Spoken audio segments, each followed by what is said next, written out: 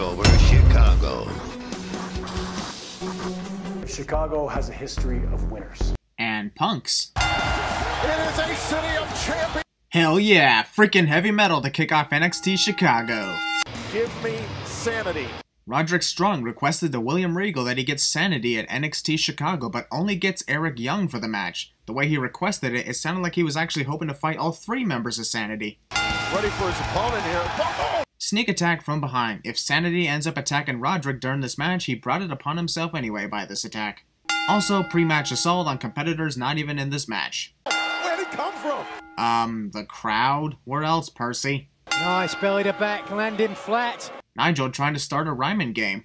Those ribs get injured. Cut you down quickly. Either Nigel wasn't paying attention to what he was saying, or I had completely forgotten what he was supposed to say when it comes to ribs getting injured. The referee was clearly looking the direction of Killian Dane attacking Roderick, but pretended not to notice for some stupid reason. Roderick wins by disqualification. Referee saw it with his own eyes. Not surprised that the 10-sin penalty gets activated within the first 10 minutes of an NXT show. If this keeps up, I'm going to start to lose my sanity. Okay, yes, that was a bad pun. He's certainly hurt. Take a look at Strong's face. Well, I would, but Eric Young has Roderick's face covered, so I can't tell what his facial expressions are in terms of pain. It's just because we're in Chicago, right? Everybody do the flop! Oh, that one connected! How coincidental that the rest of Sanity was at that place at the same time.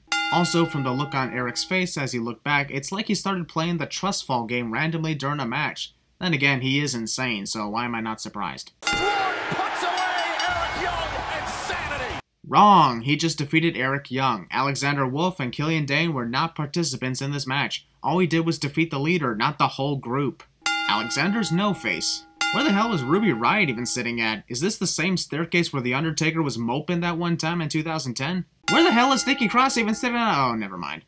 I'll just randomly remove a sin right off the bat for the idea of having a WWE United Kingdom Championship match at an NXT TakeOver event. One of the best ideas that 2017 had to offer.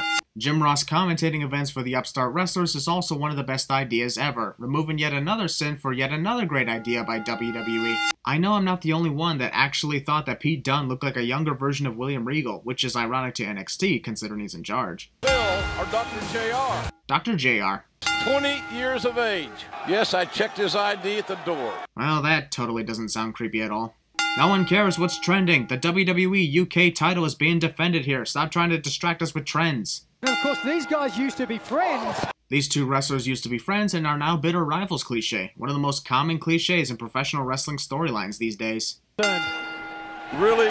The referee stopped counting once Pete was thrown into the ring. Why is that a sin? Because Tyler is still on the outside and thus the count should still continue despite Pete being thrown into the ring. There's still a wrestler outside. Oh! I would have removed a sin had I not seen Tyler obviously slow down and partially stop his fall by grabbing hold of the middle rope. Just saying. Ew, quit stepping on my armpit, dude. I forgot my deodorant. Oh, tried. Pete was likely thinking, hold on, I'm not in the right position. Okay, go ahead. Also, moonsault spanking.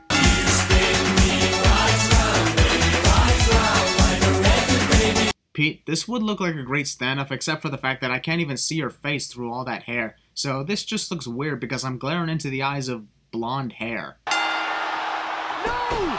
And now here's a triple center mover. Holy shit, that was amazing. I'm actually surprised that the fans are not chanting USA as they do with literally every country that's not America. They even did that for the UK many times. For 15 minutes of a great wrestling match between these two, I am deducting 15 sins. That's not good enough! Okay, I'll double that. 30 sins removed instead. Sounds better to me. Title biting. Hideo Itami's way of preparing for his match, stretching out and warming up his arms and legs. Bobby Roode's way of preparing for his match, staring at his championship title. I don't know why, but I have the odd images of surfing in my mind every time I hear Ruby Riott's entrance theme. Nikki Cross is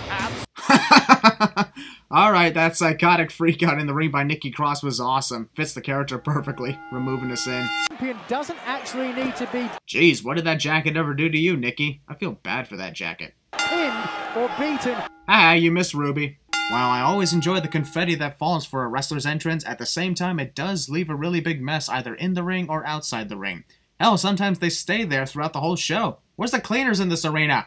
We interrupt NXT TakeOver Chicago to bring you WrestleMania 32 when Seth Rollins was forced to watch the event from the sidelines. Without a doubt, these guys all they want to do is... Whoa, stop right there. Did Percy Watson just refer to the female wrestlers as guys? Dude, they're not guys. There are a lot of different words that would make more sense, like ladies or women or bitches, I don't know. But you decided to go with calling them guys? Well, somebody's a huge fan of Chris Jericho, no surprise there. Beautiful. Way to catch it. Haha, Asuka slipped. bottom rope and Rick... Okay, I'll give Tom Phillips credit for stopping himself before he accidentally referred to Nikki as Ruby, but then proceeded to call her Rick instead. First Percy calls these ladies guys, then Tom refers to Nikki as Rick. I guess the commentators can't tell if these obvious females are females. Rosa tweets, Going to the top turnbuckle, and there goes... "Ah, your leg slipped off, thus fail Ken Rana." Oh, right on the jaw! Nope, Asuka connected that knee on Nikki's shoulder, not her jaw. Nice try, Tom. Where's she taking her? The corner of the ring? Where else? Cover here and cross! That's Ruby Riott who broke up the pinfall, not Nikki Cross. Nikki's the one who was pinning Asuka. You guys are really not having a good night tonight, are you? Cover from Ruby Riott, and Nikki Cross! By the time Asuka had connected with Ruby, the referee would have counted 3. Or he would if he counted like he normally would. I know I'm not the only one who saw the obvious slow count. Somebody didn't want Ruby to win. I'm out of action for a year and 4 months. Honestly, this whole promo with Hideo Itami and his multiple injuries was right on point. Gonna remove a sin for the great storytelling in this promo. Makes this match more exciting. God, this entrance is honestly very cringeworthy to watch, because literally none of these piano notes are in sync with the actual music itself. I don't get how people can like this entrance when they always complain about off-sync audio in almost any video that has it. Also, this off-sync piano parody of Guitar Hero goes on for quite some time. Couldn't we just play Bobby Roode's music without the need of the piano solo? Would honestly be a better entrance if that was the case. Help me! How do you stop this thing? It won't stop spinning! I'm getting dizzy! Help! Who can hold a candle to the man from Toronto? Well, thank you, Nigel. Oh, wait, never mind. It is all about hashtag Nope. Heel champion runs away from the action in an attempt to get counted out cliche. battles against... Oh! That one moment when a hit causes you to spit in the air, but then the saliva falls back into your own eye. Bobby's spit is a dick. What the hell did I just say? Took advantage when an opportunity presented itself. You say it like it's a bad thing. Nigel, there's nothing wrong with taking advantage when an opportunity presents itself. And I'll say it again, just like before. Bobby won fair and square in San Antonio. Quit trying to make excuses. Brian. What the hell was that supposed to be? Hideo is really confusing me here. Oh, you're going to upset him. Copyright infringement. A roll up there, perhaps. Trying for a submission, perhaps. Perhaps he is, or perhaps he's not. Perhaps I won't send this for so much usage of perhaps, but perhaps I just might. 2 and 7 apes. 2 and 7 apes? I know you meant to say 8s, but when did the Planet of the Apes get involved with NXT? I don't know if this guy was flipping off Hideo or the camera. Either one would still get us in anyway. Bobby into the stairs! Whoever the hell that fan was that said right into the solid steel steps, because stating the obvious. Nikki just rolled out. By booing the CM Punk chants, the Chicago crowd would be great at Cinema Sins 2 expansion. Wait a minute, even Punk's old Cindy turned against them? Oh my god, this is a shocker. Is he not the greatest NXT champion of all time? Just because he's glorious? Nope, not yet. My team will end their career.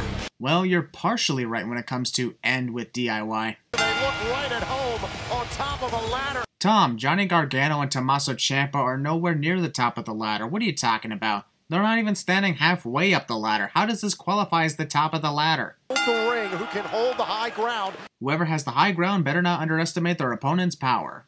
Really, Tommaso? That ladder wouldn't get anywhere near the titles. How do you expect to win with that? Also, first ladder introduced is too small to reach the prize cliche. Oh, face first. Arm first. Oh, Gargano. No wonder DIY lost and Tommaso turned on Johnny later on. If only Johnny hadn't done that right there, DIY wouldn't have gotten bad luck and split upon their loss. With Akam. Oh. Ow, my hands! 3 or 4 inches. The titles. Razor literally taken 7 seconds per step while climbing the ladder. No wonder this match is 20 minutes long. It's full of slow climbing. Razor grabbing out at the leg there. Gargano. Winner of NXT TakeOver Chicago to bring you Kofi Kingston at WrestleMania 25. Only difference is Tommaso didn't even come close to grabbing the prize before he was thrown off. Here we go again, this time much slower than last time. Any day now. It's a ladder match, not a TLC match. Chant it all you want, though you guys aren't getting any tables here. I'm just saying. Please don't die, chant. It's like the fans are comparing this to the time Shane McMahon jumped off the cell at WrestleMania. How is this any more dangerous than anything Shane or even the Hardy Boys have done? Ciampa from the top! While Johnny failed to destroy the ladder, I'll still remove 5 sins for this great moment in this ladder match. Double 5 and we get 10 sins removed. Quit your cheerleading, Nigel.